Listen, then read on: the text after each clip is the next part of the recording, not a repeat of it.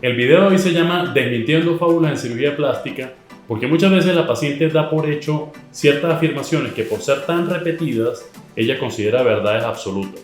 De hecho, está tan convencida de que esto es cierto que ni siquiera le pregunta al cirujano y no tiene dudas sobre ello.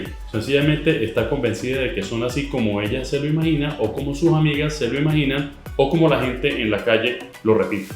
Entonces, para desmentir estas afirmaciones, he traído a mi prima, Ámbar Ardila, que es psicólogo clínico, está muy familiarizada con el manejo de pacientes de cirugía plástica y me va a ayudar a monitorear cuáles son esas falsedades que la paciente toma por ciertas y que nosotros necesitamos que conozca realmente cómo son.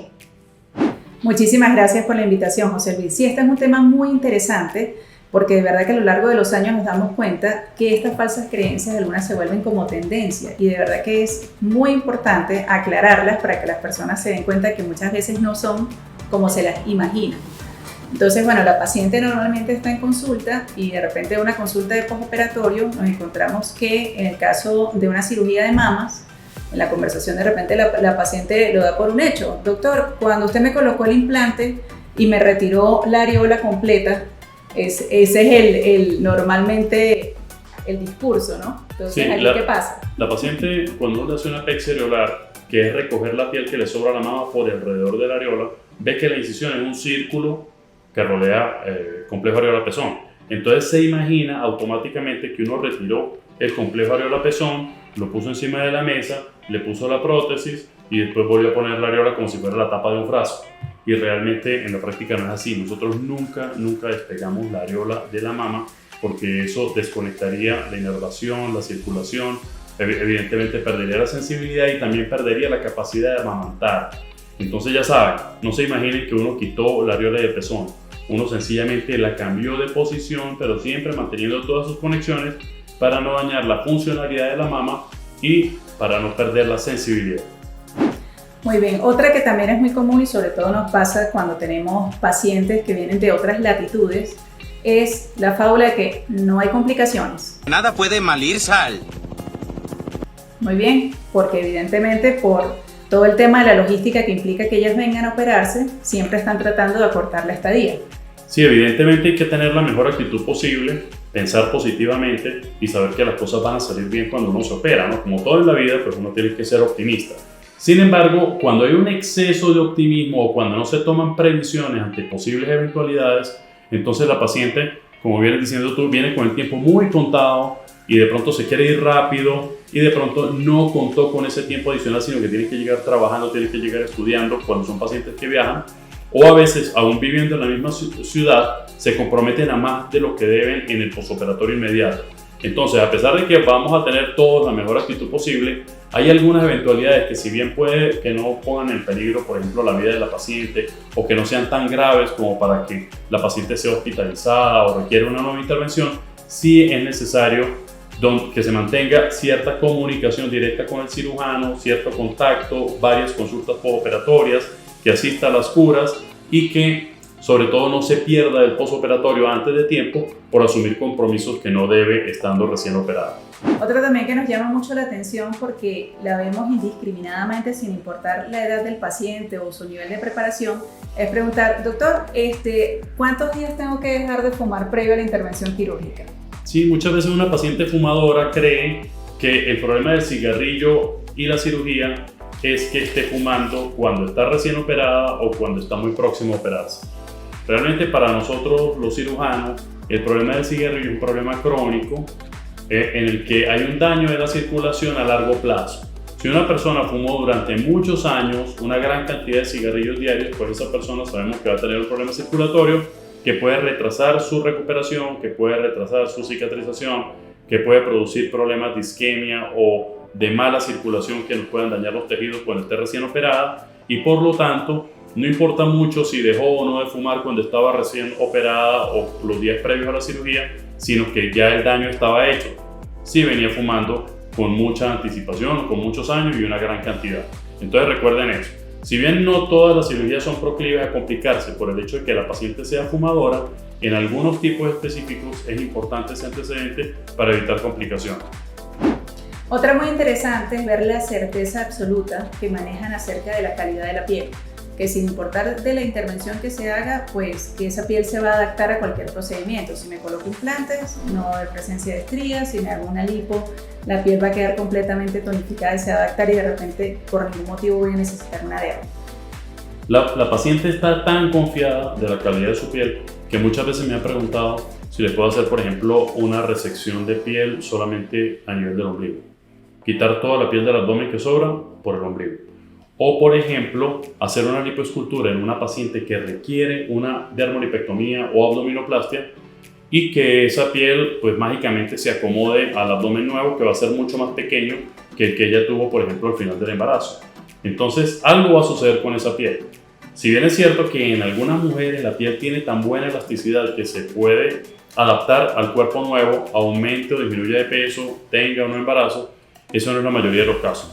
En la mayoría de los casos salen estrías y la piel tiende a colgar y uno se ve obligado a quitar parte de esa piel. Entonces es muy importante que la paciente, si bien quiere hacerse una cirugía con la menor cicatriz posible, esté consciente de que su calidad de la piel no es igual a la de su amiga que tuvo un embarazo y no le salió ni una estría, y entonces tenemos que adaptar la cirugía a su caso en particular.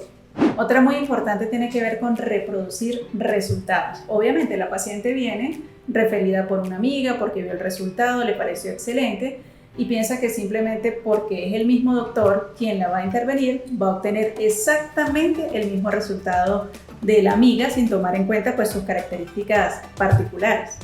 Pasa mucho con las marcaciones abdominales. Entonces ustedes ven una marcación abdominal de una muchacha que es modelo, que nunca ha sido obesa, que nunca ha tenido embarazos, que tiene entre 18 y 20 años. Obviamente para nosotros es una paciente ideal para una marcación abdominal, pero se presenta una paciente que tiene más de 40 años, que ha tenido 2 o 3 embarazos, que tuvo aumentos y pérdidas de peso. Obviamente la calidad de la piel cambió, la edad es diferente, la calidad de los tejidos es diferente, el grado de índice de masa corporal o si la paciente tiene cierto grado de sobrepeso, de obesidad, en fin, es muy diferente al de la muchacha con la que se está comparando y los resultados, por lo tanto, en las mismas manos no van a ser los mismos.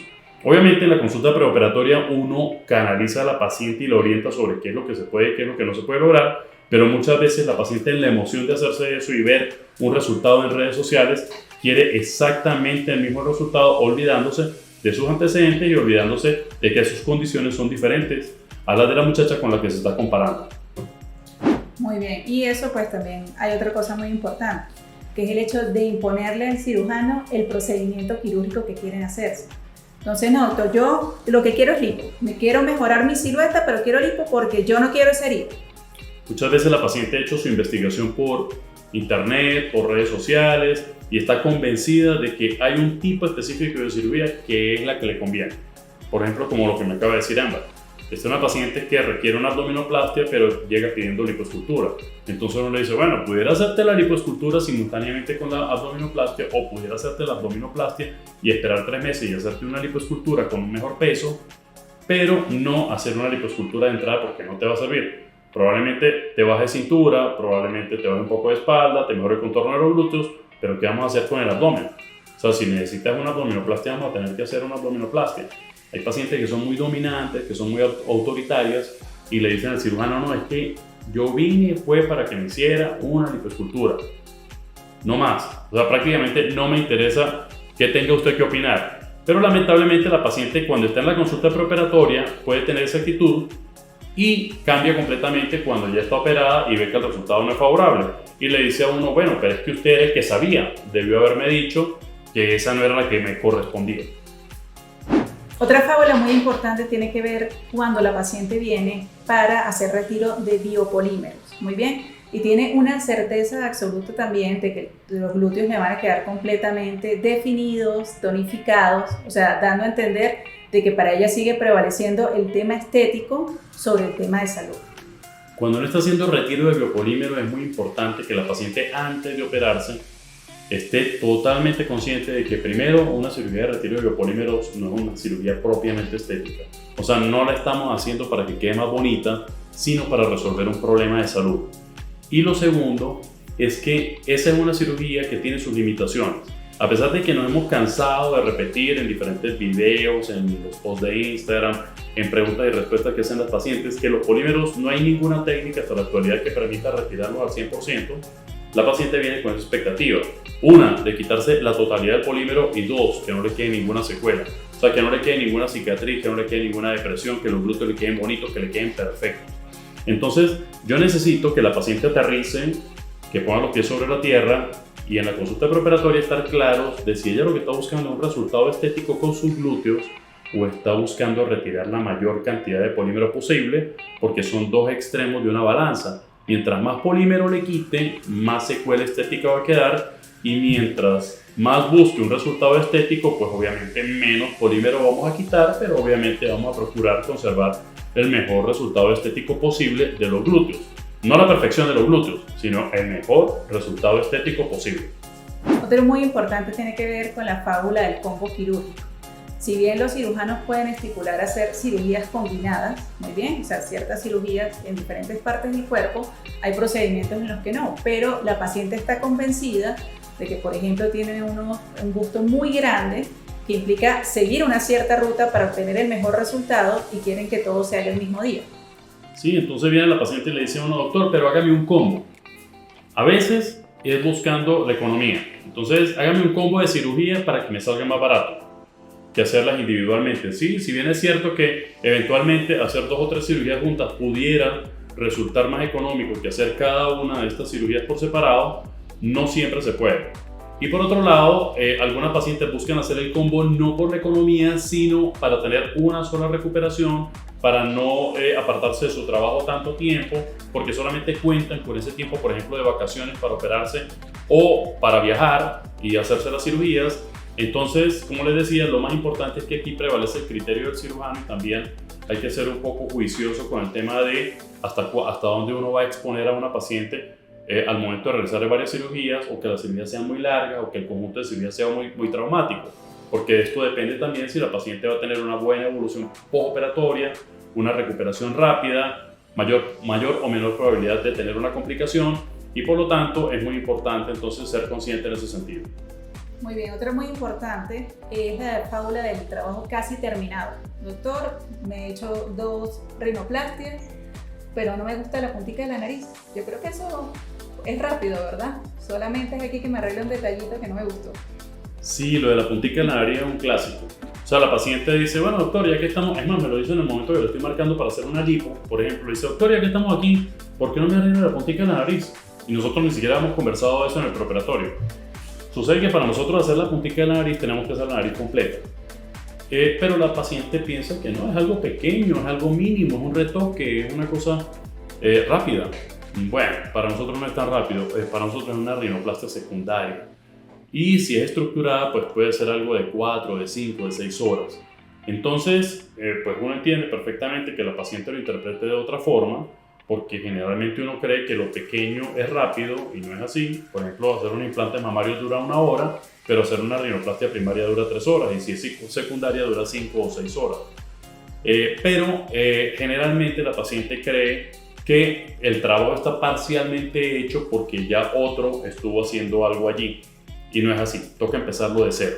En el caso de las lipo es muy común también. Viene la paciente con 3 lipos previas y cree que esa cuarta lipo es un retoque de las lipos anteriores. No, eso es una nueva lipo que va a estar mucho más difícil que la primera lipo que se hizo. Entonces, mientras una lipo de primera vez en una paciente que pudiera estar o no gordita, porque esa es otra interpretación que le dan, que la paciente gordita es más larga y la flaca es más rápida, no necesariamente. Yo prefiero 1000 veces hacer una paciente gordita por primera vez que una paciente muy delgada por tercera o cuarta vez. Esa paciente delgada va a estar muchísimo más difícil, la cirugía puede durar el doble que la paciente gordita de primera vez. Entonces una lipo de tercera a cuarta vez pudiera costar casi el doble que una lipo de primera vez, así la paciente esté más delgada.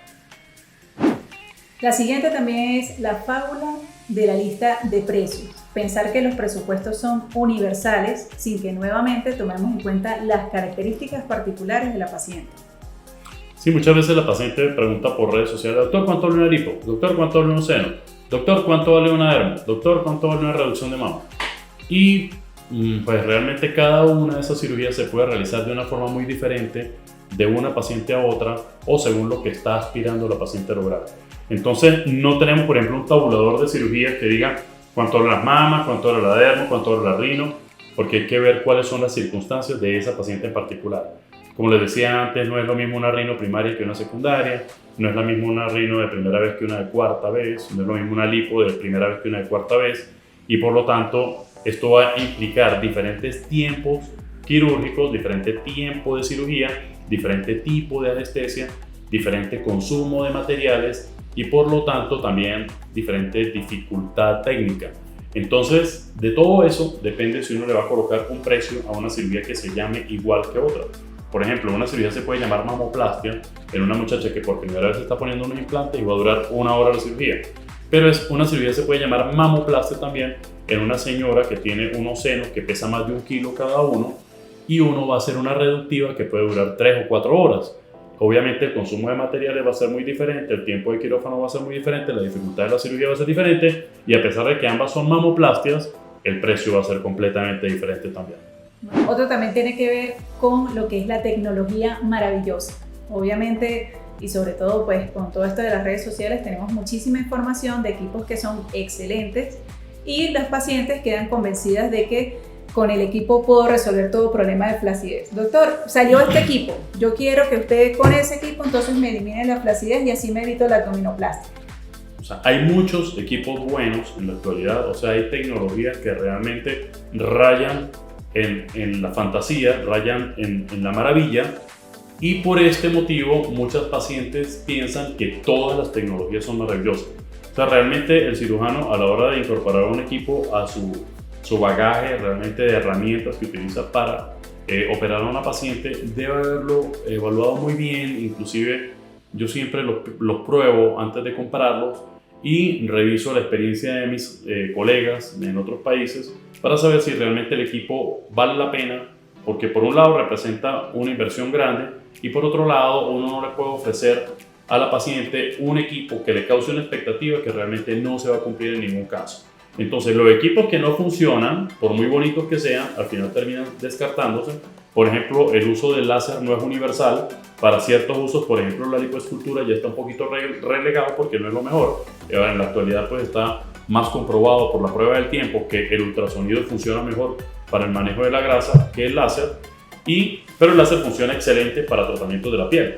Entonces, la idea es que la paciente no piense que todas las tecnologías le van a producir un resultado mágico, que por ejemplo uno le va a poder hacer una lipoláser sin tocarla, solamente con la luz del láser, o que por ejemplo uno le va a poder hacer una retracción total de la piel que le va a ahorrar o a evitar una abdominoplastia por el solo hecho de que esté utilizando un aparato para retraer piel que pudiera ser bueno, como por ejemplo el J-Plasma, el Renuvium, o pudiera ser un aparato de radiofrecuencia, alta frecuencia, que permita retraer en cierto grado el colágeno, pero es en cierto grado. O sea, no existe una tecnología mágica que le permita a uno resolver todos los problemas y tampoco un aparato perfecto que le permita a uno eliminar la flacidez de la piel en todos los casos. Y por lo tanto, entonces la paciente tiene que estar consciente de que cada uno de esos equipos tiene sus indicaciones, pero también tiene sus limitaciones. Otra muy importante es la fábula del efecto rebote. No te hagas lipo porque te vas a engordar el doble. Eso es muy común escuchar entre grupos de amigas después de que cuenten a la persona que, bueno, se hizo su cirugía y está muy contenta y comenzar a hacer ese tipo de especulación. Sí, hay algunos dichos entre las pacientes como ese. Si me hago una lipo va a tener un efecto rebote y después va a aumentar el doble, porque es que mis amigas repiten eso.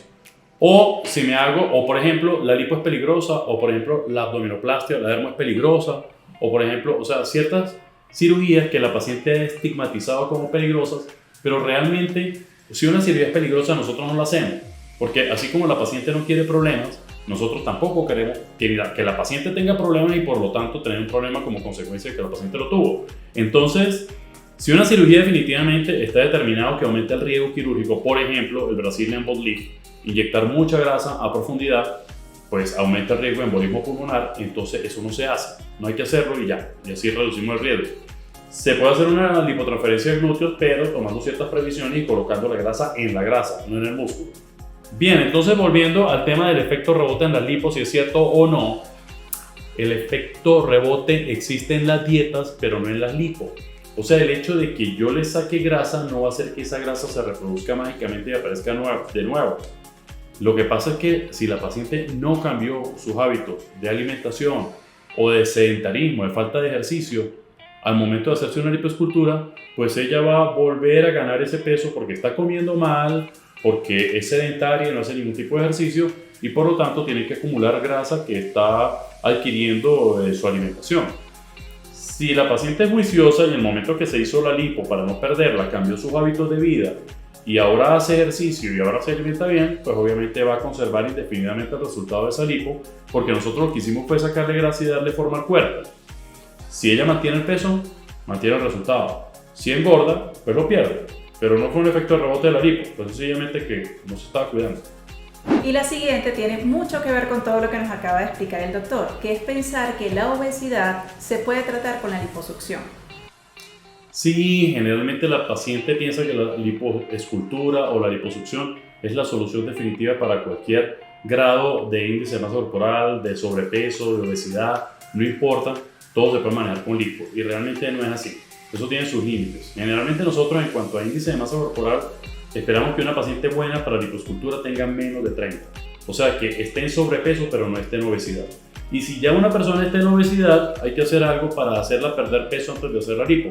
Por ejemplo, ponerle en un tratamiento con buena alimentación, con anorexígenos, con un tratamiento que le permita a ella rebajar el peso, no, tal vez no ideal, pero sí suficiente como para obtener un buen resultado con la lipo y sobre todo que no se convierta en una mega lipoescultura.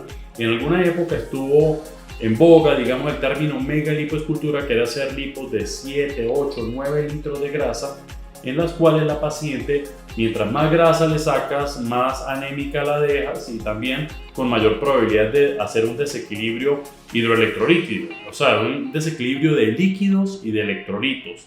Entonces, en estos casos nosotros tenemos que cuidar la salud de la paciente y evitar la complicación y por lo tanto no realizar lipoescultura a pacientes obesos y además explicarles muy bien que si necesita rebajar de peso es preferible una manga gástrica, una cirugía bariátrica como un bypass o ponerse disciplina y una buena alimentación con ejercicio.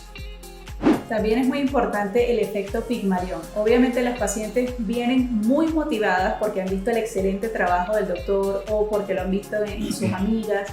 Y entonces llegan y cuando, obvio, uno que tiene la expectativa de escucharla, de saber qué es lo que necesita y qué es lo que quiere, el discurso va dirigido a doctor, usted es el que sabe. Usted sabe qué es lo que me conviene, qué es lo que yo necesito.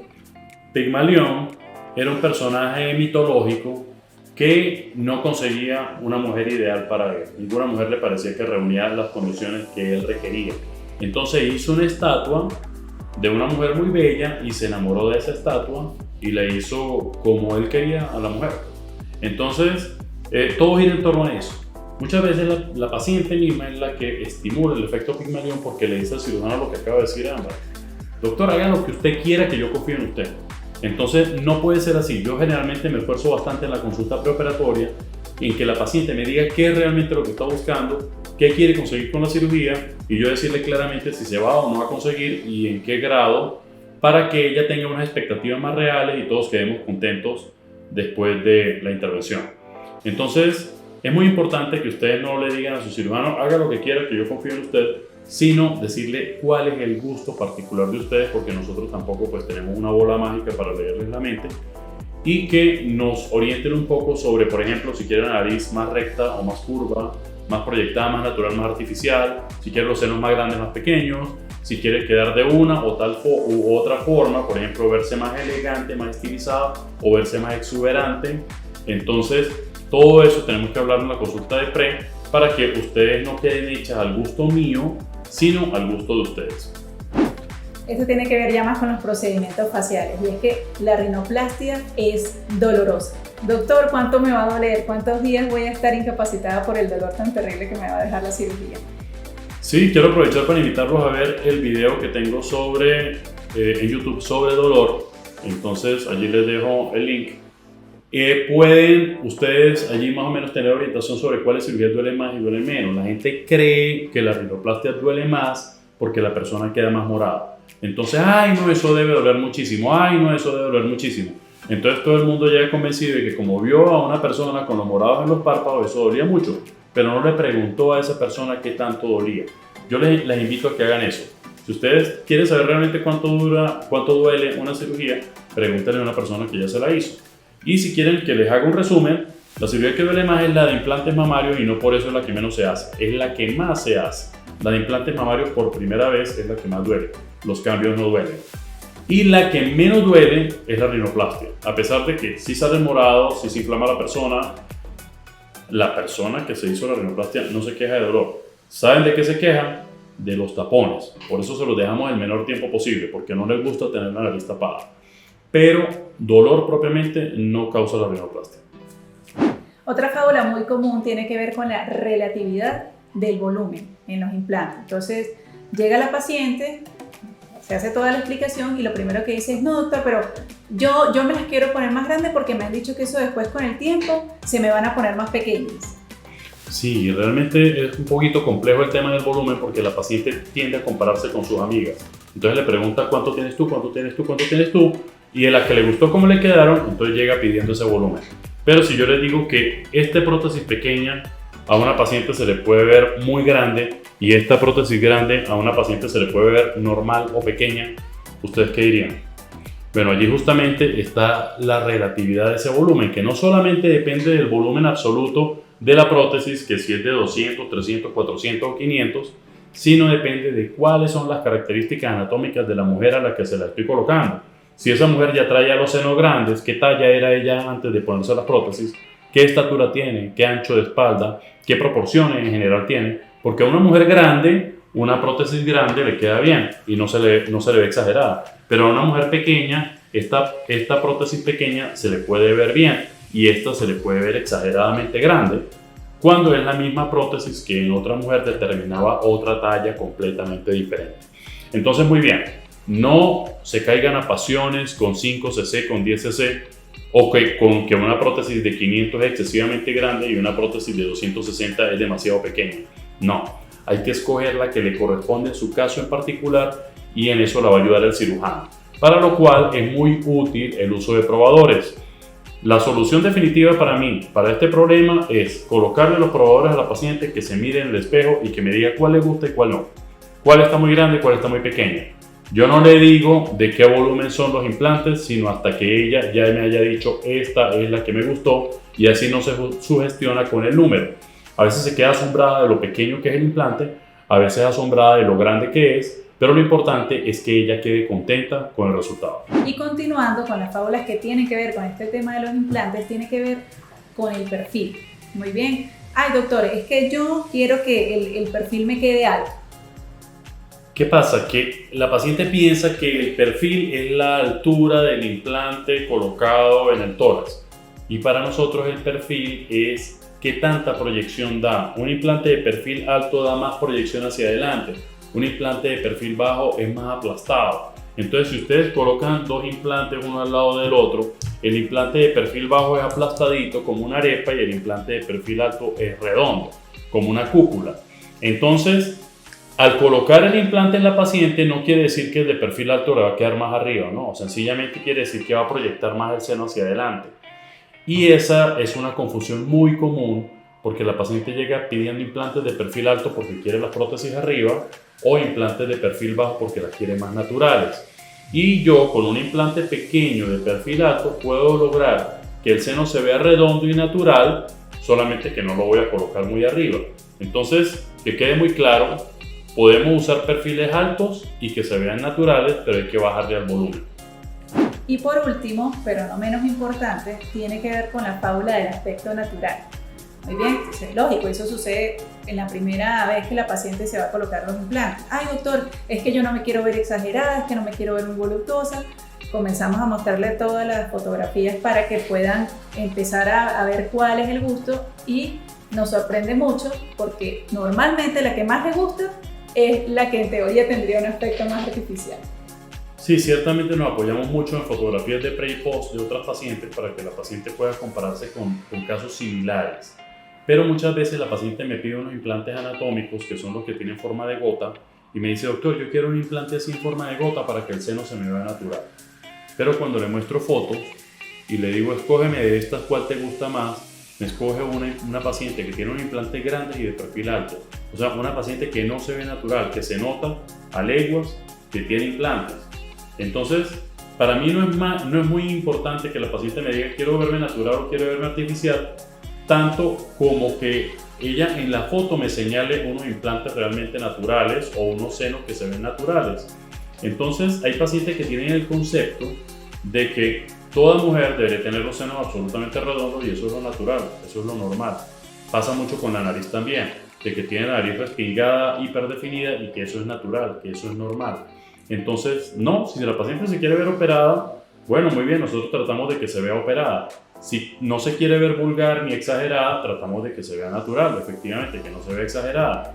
Pero realmente no es tan importante que nosotros discutamos mucho el término de naturalidad o cuáles son los criterios que definen unos senos naturales o una nariz natural, sino más bien que la paciente me diga en las fotografías, esta es la que me gusta y esta no. Y con los probadores, este volumen me parece bien y este está muy grande o este está muy pequeño. Ya con eso llegamos a la conclusión de cómo quiere la paciente verse sin caer mucho en diatribas de léxico, de naturalidad o de artificialidad. Pero con estos ejemplos ustedes comprenderán que no todo lo que repite la gente es cierto. Entonces, por el hecho de que todo el mundo lo diga, no quiere decir que realmente esa es la realidad y ustedes deben aclarar todas estas dudas con su cirujano antes de operarse. Entonces, dicho esto, si te gustó el contenido de este video, recuerda, soy el Dr. José Luis Martínez Ardila, cirujano plástico, en este momento acompañado con la psicólogo clínico Ámbar Ardila. No olvides darle like, comentar y suscribirte y gracias por estar atentos al contenido de El Cirujano de las Reinas.